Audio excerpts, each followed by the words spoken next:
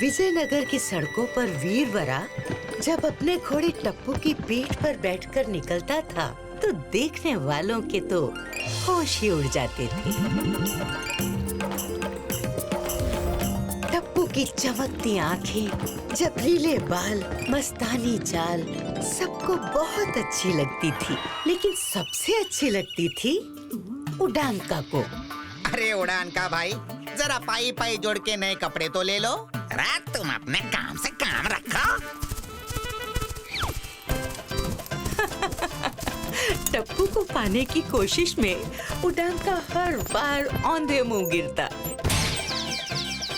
लेकिन हार मानने को तैयार नहीं था कभी। चलो दुकान बंद, अब बाद में आना। बड़े अजीब इंसान हो। लो, आ गया वीरवारा पाई पाई जोड़ के। उड़ानका जब जब टप्पू को देखता उसे घोड़ा नहीं पैसों की पोटली दिखती थी। मेरा टप्पू।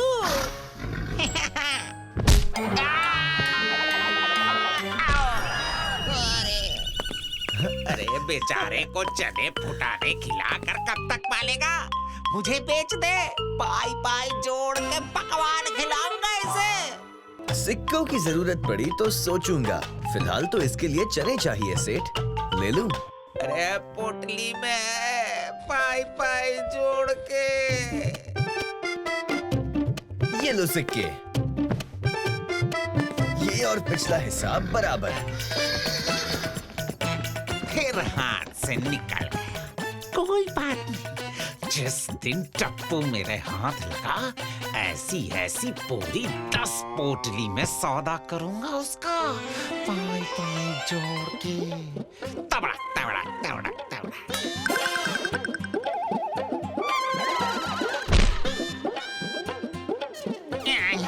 इस घोड़े को तो मैं लेके रहूंगा पाई पाई जोड़ के।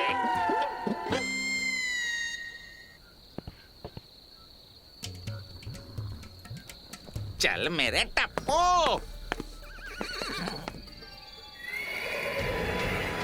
चल मेरे हीरे, मेरे मोती, मेरे टप्पू, चल चल। जाओ।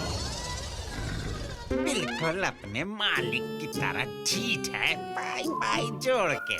देख मैं तेरे लिए क्या क्या लाया हूँ। मेरा टप्पू हलवा खाएगा, पूरी खाएगा, खीर खाएगा। तू घोड़ा है कि गधा? खा पाई पाई जोड़ के। देसी घी के इतने स्वादिष्ट पकवान लाया हूँ। उड़ानका टप्पू को चुराने आया था। उसने सोचा रातों रात चुपचाप घोड़ा चुरा के दूसरे नगर में बेच देगा और किसी को कानो कान खबर भी नहीं होगी, लेकिन वो गलत था। ये आवाज कैसी?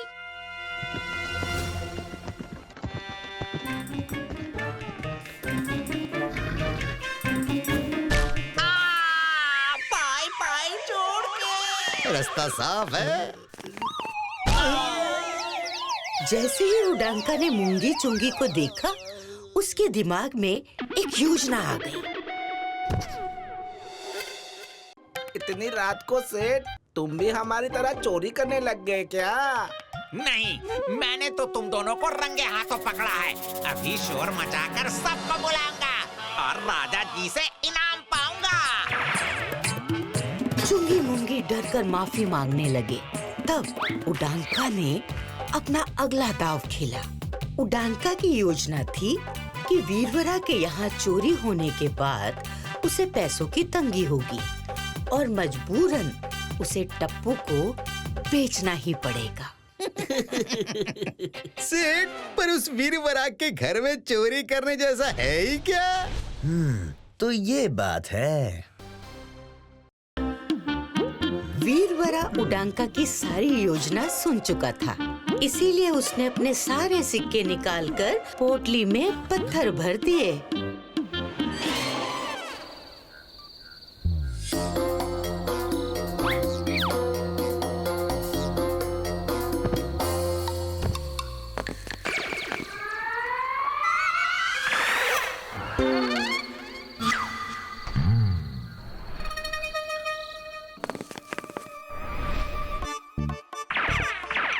कहाँ है सिक्के?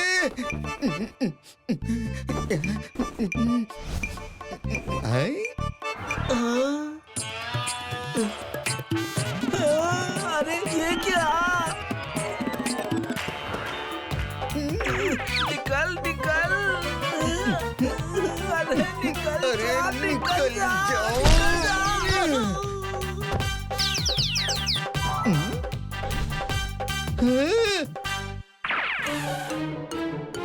मिल गए सिक्के। हाँ, मुझे भी मिल गए। ना उडांका जानता था और ना मूंगी चुंगी कि योजना तो उनकी थी, लेकिन नियंत्रण वीरवरा के पास था। मेरा टप्पू आया कैसे नहीं? आ गया।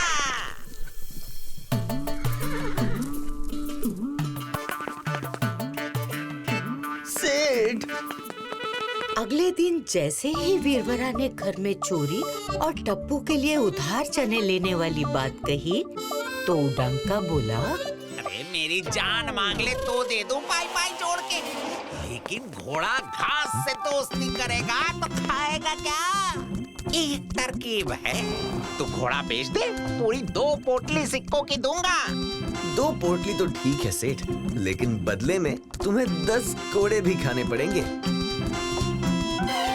पाई जोड़ के कोड़े क्यों वीरवारा? मेरा टप्पू जरा नखरे वाला है सेठ। तुमने 10 कोड़े सह लिए तो मान लूंगा इसके नखरे भी सह लोगे। उडांका पक्का व्यापारी था। 10 सिक्कों की पोटली का घोड़ा 2 में मिल रहा था। उसने सोचा इतने मुनाफे के लिए घोड़ों की मार भी सह लेंगे।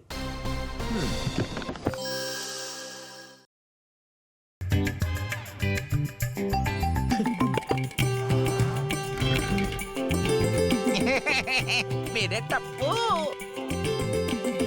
हाँ शुरू हो जाओ। वीरवरा ने 2 पोटली लेकर सबके सामने कोड़े मारने शुरू किए।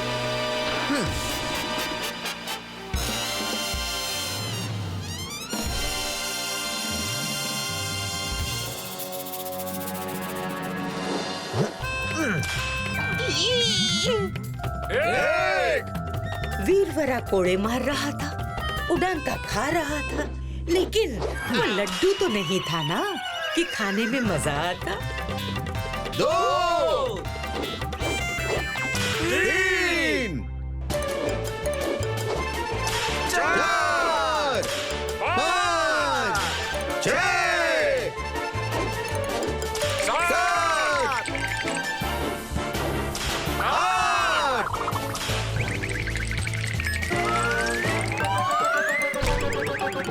बचे हुए 2 जल्दी मार दो।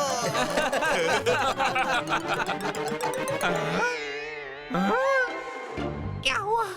तुम्हारी तकलीफ नहीं देखी जा रही सेठ, बाकी के तो बाद में मारूंगा। लेकिन घोड़ा तो दे जा। वो तो 10 कोड़े मारने के बाद दूंगा ना। उडंका के साथ होशियारी। हाय मेरा टप्पू।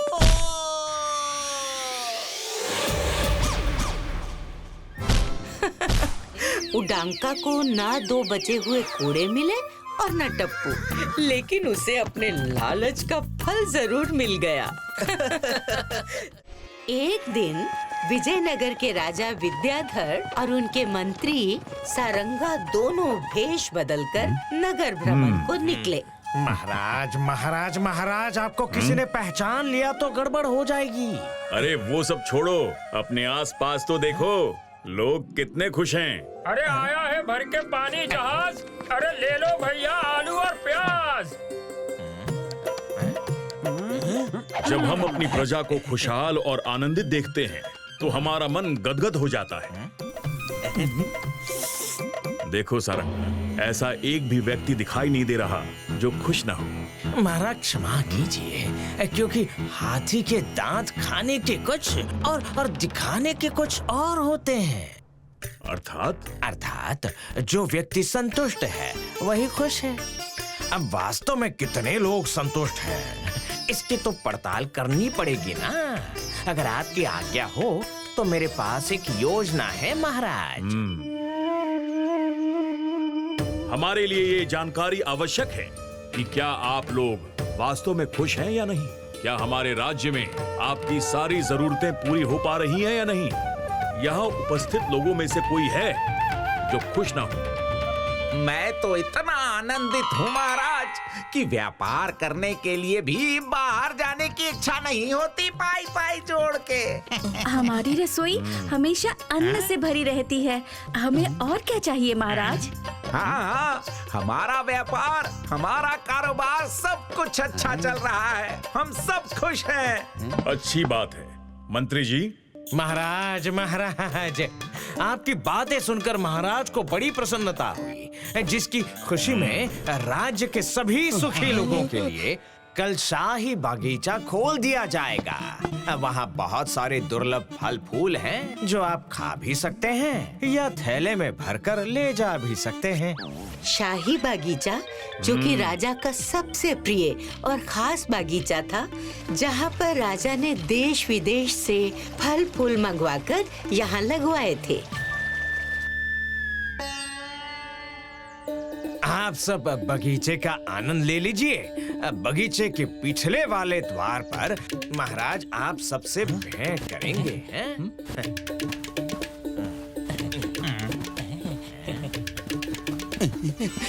अरे वाह, कितने अच्छे और रसीले फल हैं।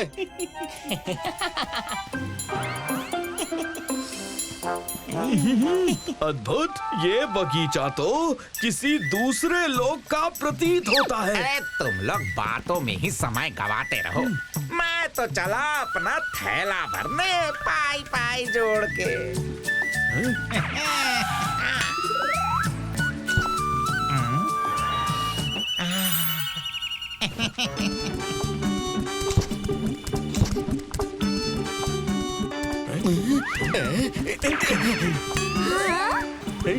अरे धक्का क्यों मार रहे हो? मुझे भी तो लेने दो। मुझे भी चाहिए।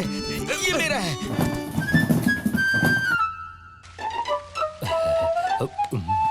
अभी तो आधे ही बगीचे की सैर की है और थैला भर भी लिया। ऐसे सुंदर और रसीले फलों से बेहतर और क्या हो सकता है। थोड़ा आगे जाकर तो देखिए। ये बगीचा अंदर से इतना विशाल होगा, सोचा नहीं था।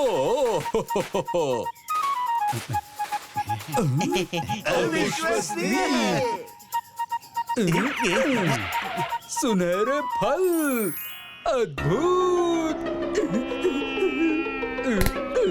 अरे वाह, हीरे मोती जड़ित फूल। ये बगीचा तो सच में शाही निकला। इन्हें पाकर तो मैं अमीर बन जाऊंगा पाई पाई जोड़ के। अरे यही सब तोड़ लेंगे तो मुझे क्या मिलेगा पाई पाई जोड़ के। अरे देखो महाराज। हीरे मोती कहाँ गए? सुनहरे फल। अरे इसे रखने के लिए तो जगह ही नहीं है। इन्हें निकाल लेता हूँ।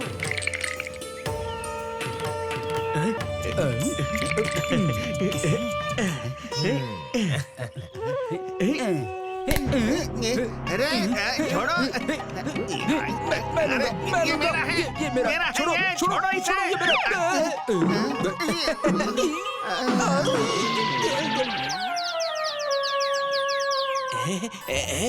ये मुझे भी चाहिए।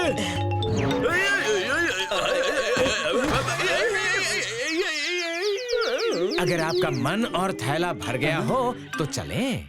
महाराज हम सब का दूसरे द्वार पर इंतजार कर रहे हैं। हाँ हाँ चलिए मंत्री जी। थोड़े और लेने चाहिए थे। हाँ हाँ सही कहा। महाराज की जय हो। जाइए जाइए, उस पार महाराज आपका इंतजार कर रहे हैं। इतनी तेज धार, इनको पार करेंगे कैसे? और करेंगे नहीं तो महाराज तक पहुंचेंगे कैसे? अरे तुम लोग भी ना इसे ऐसे पार करेंगे और कैसे?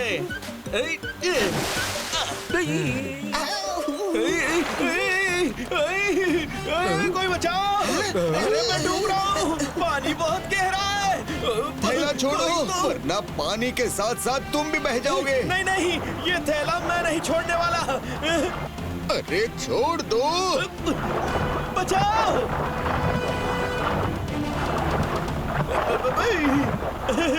मेरे सुनहरे फल, सारी मेहनत गई पानी में। शीघ्रता करें, महाराज प्रतीक्षा कर रहे हैं। इसका प्रवाह तो बहुत ही खतरनाक है। नहीं गए तो महाराज नाराज हो जाएंगे, और गए तो सुनहरे फल समेत हम भी पानी में डूब जाएंगे। अब करें भी तो क्या करें?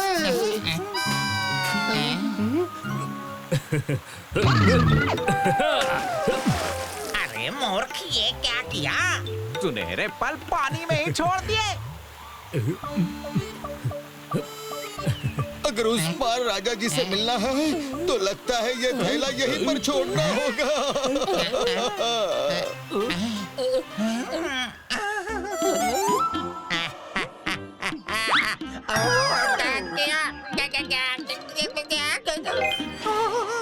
क्या क्या सोचा था और क्या हो गया? पाई पाई जोड़ के।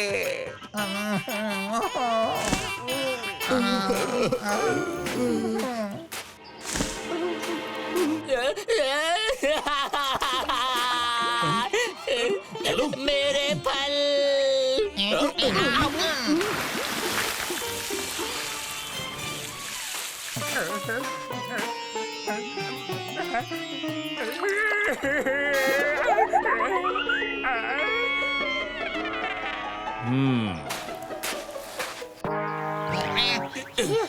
हाथ तो आया पर मुंह को ना लगा। कल जो लोग संतुष्ट और खुश होने की बात कर रहे थे, उन्हें सुनहरे फल के लालच में देखकर महाराज दुखी होते हैं। लेकिन वहाँ पर एक आदमी था जो खुश दिख रहा था। उसे देख राजा हैरान हुआ। उसके चेहरे पर मुस्कान थी। राजा ने उसे अपने पास बुलाया। इतनी दौलत हाथ से निकलने का तुम्हें दुख नहीं है? दुख क्यों महाराज? आपने अपने शाही बगीचे में हमें सैर करने का मौका दिया। ये तो हमारे लिए खुशी और सम्मान की बात है। वैसे भी मैंने तो सुनहरे फल लिए ही नहीं, मैंने तो पेट भर के रसीले फल खाए और कुछ अपनी बिटिया के लिए रख लिए थे, जिसे तैरने से पहले छोड़ आना पड़ा। महाराज, इसीलिए जो संतुष्ट है वही असल मायने में खुश है। बहुत खूब सारंगा, शाबाश। बाकी लोगों को भी तुमसे ये सीखना चाहिए। और हाँ, ये रहे शाही बागीचे के स्वादिष्ट फल तुम्हारी बेटी के लिए। धन्यवाद महाराज।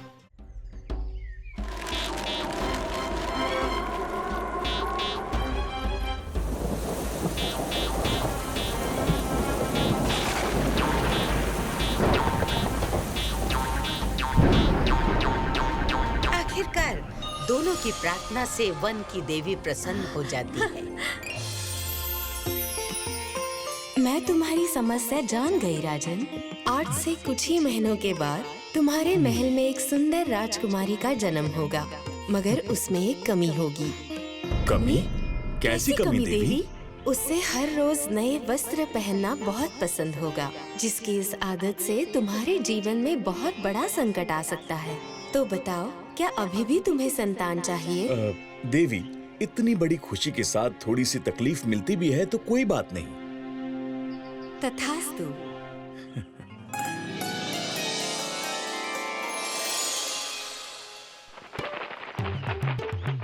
देवी के आशीर्वाद के अनुसार कुछ दिन के बाद ही राजमहल में किलकारी गूंजी। बधाई हो महाराज, लड़की हुई है। मेरी प्यारी बिटिया। सुनो सुनो सुनो।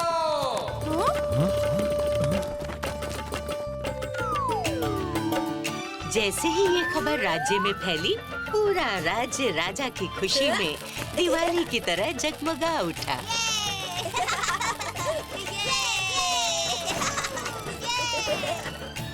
जैसे जैसे समय बीता, वैसे वैसे राजकुमारी चित्रलेखा और भी सुंदर होती गई।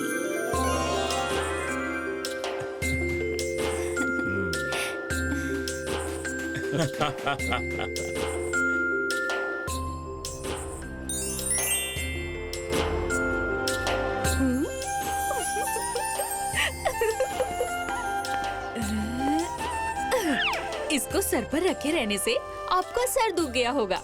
थोड़ी देरी से मैं पहन लेती हूँ। जी राजकुमारी जी, अति सुंदर।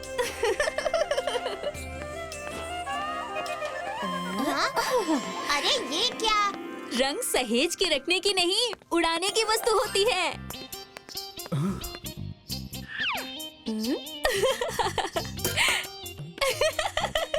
अच्छे लग रहे हो। मेरा आज का विशेष वस्त्र कहाँ है? ये रहा राजकुमारी जी। हाँ? ये क्या? राजकुमारी चित्रलेखा ऐसा साधारण वस्त्र पहनेगी? मेरे कहने के बाद भी आपने इस पर हीरे नहीं लगाए। और इसमें सुनहरे फूलों की कारीगरी कहाँ है? माफ कीजिएगा राजकुमारी जी, हम मंत्री जी के पास गए थे मगर हमें आवश्यक वस्तुएं नहीं मिली। कुछ समय के लिए आप इनमें से कोई वस्त्र पहन लीजिए। राजकुमारी चित्रलेखा जो एक बार वस्त्र पहन लेती है उसे दोबारा हाथ तक नहीं लगाती, और आप पहनने की बात कर रही हैं। हाँ। राजकुमारी के रत्नों से जड़ित कपड़े बढ़ते गए और राजकोष खाली होता गया। जैसे जैसे चित्रलेखा बढ़ती गई, वैसे वैसे देवी की महाराज को दी गई चेतावनी सच होती दिखती है। राजकोष खाली है? महल में आपके रहते, इतने सैनिकों के रहते इतनी बड़ी चोरी हो गई और किसी को खबर नहीं। जल्द से जल्द वो अपराधी हमारी गिरफ्त में होना चाहिए। महाराज क्षमा कीजिएगा, मगर ये किसी चोर का कार्य नहीं। सारा कोष राजकुमारी के वस्त्र बनवाने में समाप्त हो गए। क्या?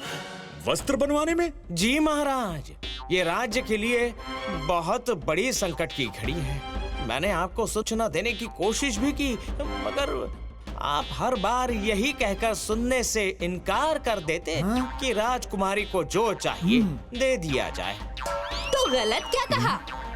शांत राजकुमारी, इस तरह बात नहीं करते। ये मत भूलो कि हमें तुम्हारे साथ साथ हमारी प्रजा का भी ध्यान रखना पड़ता है। पूरा राज्य चिंता में डूबा हुआ था। समस्या गंभीर देख महाराज को एक उपाय सूझता है। राजा देवी से मदद मांगने के लिए अपनी बेटी के साथ जंगल में आया। हे देवी, मदद करें, आपकी शरण में आया हूँ, दया करें देवी।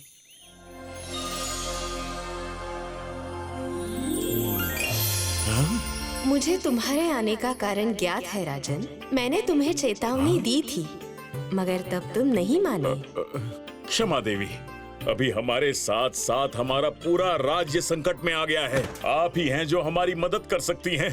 ठीक है, तुम्हारी सहायता में मैं बस इतना कर सकती हूँ कि मैं हर रोज राजकुमारी के लिए अलग अलग वस्त्र भेज सकती हूँ। क्या? सच में? धन्यवाद देवी। लेकिन ध्यान रहे राजकुमारी, इसकी भी एक शर्त है। जिस दिन भी तुमने किसी से मेरे दिए गए वस्त्र बदले, उस दिन सब खत्म हो जाएगा। ऐसा कभी नहीं होगा देवी।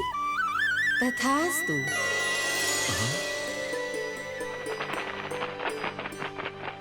अगले दिन से ही रोज राजकुमारी के लिए नए नए वस्त्र प्रकट हो जाते और उन्हें पहन पहन कर वो बहुत खुश हुआ करती थी। ऐसे ही दिन, महीने, ऋतु बदलते गए, मगर नहीं बदला था तो राजकुमारी का चंचल मन। राजकुमारी कुछ समय देवी के वस्त्रों को पहनने के बाद उनसे बोर होने लगी और समय के साथ साथ देवी से किया गया अपना वादा भी भूल गई।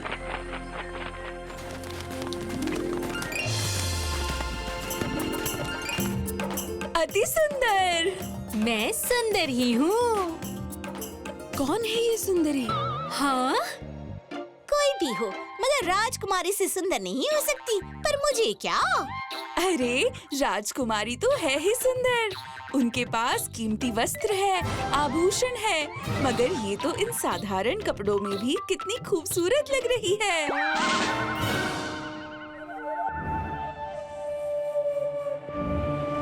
मैंने दिव्य कपड़े पहने हैं, देवी के दिए हुए आभूषण भी पहने हैं, फिर ये इतनी सुंदर कैसे दिख सकती है? लगता है इसके वस्त्र में ही कोई बात है और धरती के सबसे सुंदर वस्त्र सिर्फ मेरे पास होंगे।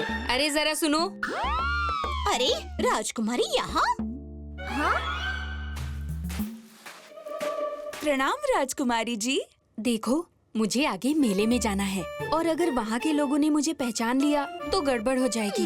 इसलिए मेरे इन वस्त्रों के बदले में तुम अपनी साड़ी मुझे दे सकती हो क्या? मेरी साड़ी? कहीं आप मजाक तो नहीं कर रही? बिल्कुल नहीं। ठीक है।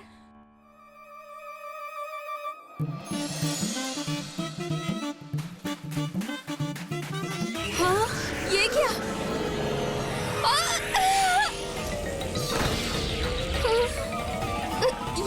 ये मैं कहाँ आ गई? हाँ? मेरी चेतावनी के बाद भी तुमने मेरे दिए गए वस्त्रों को किसी और से बदल के मेरी आज्ञा का अनादर किया है। इसके लिए तुम्हें दंड अवश्य मिलेगा। ये मुझसे क्या पाप हो गया?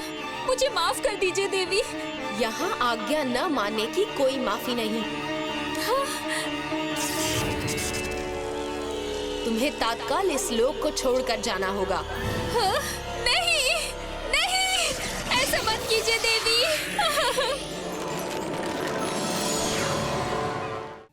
If you like this video, subscribe to our channel Murthy Media.